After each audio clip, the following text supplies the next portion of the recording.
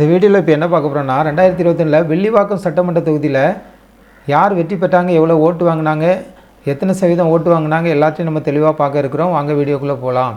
நம்ம பார்த்துட்ருக்க 2021 வில்லிவாக்கம் சட்டமன்ற தொகுதி திமுக வெற்றி பெற்றிருக்காங்க. 76,127 ஓட்டு வாங்கியிருக்காங்க. 53.37% ஓட்டு வாங்கி திமுக வெற்றி பெற்றிருக்காங்க. ரெண்டாவது இடத்துல யாருன்னா அதிமுக 38,890 ஓட்டு வாங்கியிருக்காங்க. 27.26% ஓட்டு வாங்கி ரெண்டாவது இடத்துல இருக்காங்க.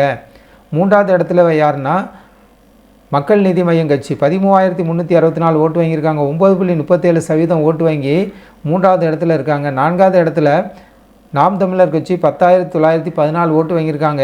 7.65% ஓட்டு வாங்கி நான்காவது இடத்துல இருக்காங்க.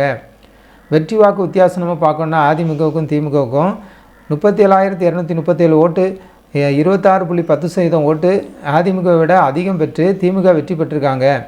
பதிவான வாக்குகள் 1,42,648 ஓட்டு பதிவாயிருக்கு. 55.88% ஓட்டு பதிவாயிருக்கிறத பார்க்குறோம்.